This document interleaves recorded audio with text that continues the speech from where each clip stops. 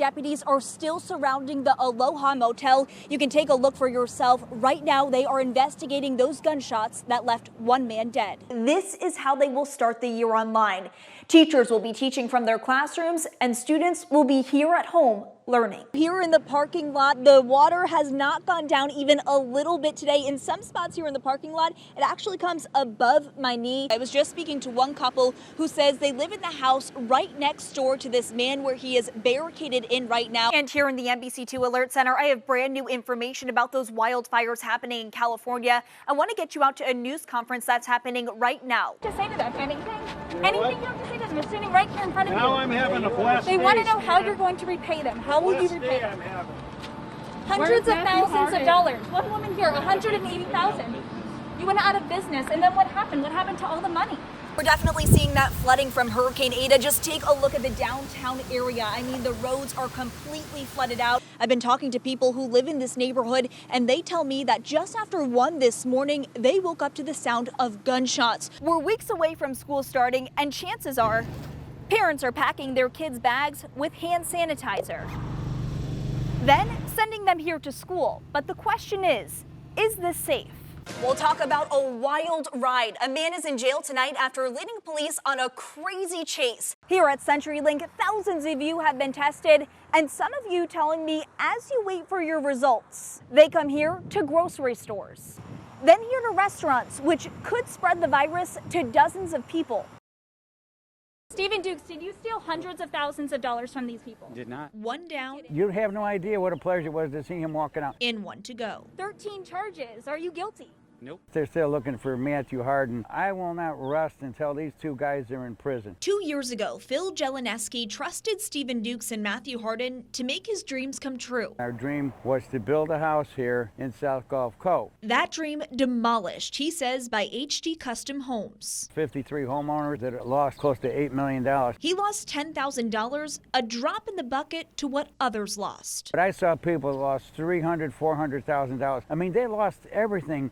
Their whole life savings because of these two guys. It's not just money they lost, their time too. We would have been moved in 3 or 4 months ago if HD would have did their job. He hasn't seen a cent in return, but says he's getting his payback. Oh, it was beautiful. You know, it was like winning the Super Bowl. For this Vietnam vet, you know, it's amazing how we can go to Mars, but we can't find a punk like that. And dozens of others, the battle has only begun. Somebody will find them. And I hope people like that will lose their freedom and go to prison. From the outside looking in, you can tell for yourself. Desks are spaced apart, but right now we want to bring you into the classroom to show you what teachers are doing different this year than ever before. Every August, Miss Cooper takes time setting up for her students. I can't even explain it. It's challenging. That's because she has to prepare in a pandemic. There's a lot of not knowing what to do, not knowing where to begin. In her 27 years of teaching, she never imagined separating her students. Spreading out the desks is definitely different. Just down the hall is Miss Gonzalez, who is going through that same teacher transition. We're losing a lot of our furniture, unnecessary furniture, in order to make more space. When it comes to sharing is caring, well, not anymore. The kids can't share materials, there's no team tables. Teaching new rules, like wear your mask. We'll still teach. We'll just teach a lot more. Because at the end of the day, there's a reason for their return. We'll be doing what we love once again. Learning lessons for a brighter future. In Lee County, Shannon Clowe, NBC2. I talked to one woman who was very emotional. I mean, you can only imagine. I'm here in her front yard. You can take a look. This is green grass, but just inches away on her property, it turns to ash. And just take a look at what's left of her backyard.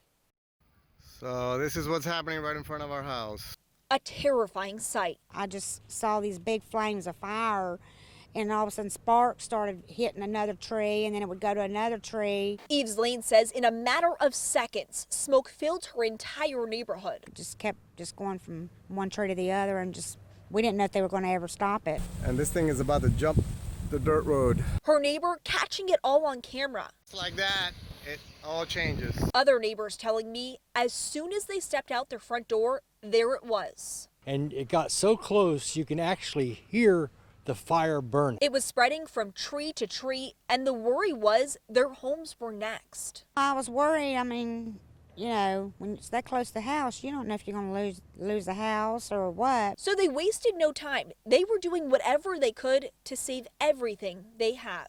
I put my sprinklers on and all that. But after that, they put all of their faith in the firefighters. And all you could do is just watch because the fire was so big. Firefighters were able to dump water on the vicious flames, getting them under control. But they are so close to so many homes, some worry it won't take much sparking up that fearful fire. Right now it is contained, but it's so dry out here, the first little spark can knock it up. Fire officials confirming to me that they are going to stay out here to monitor hot spots just like that one.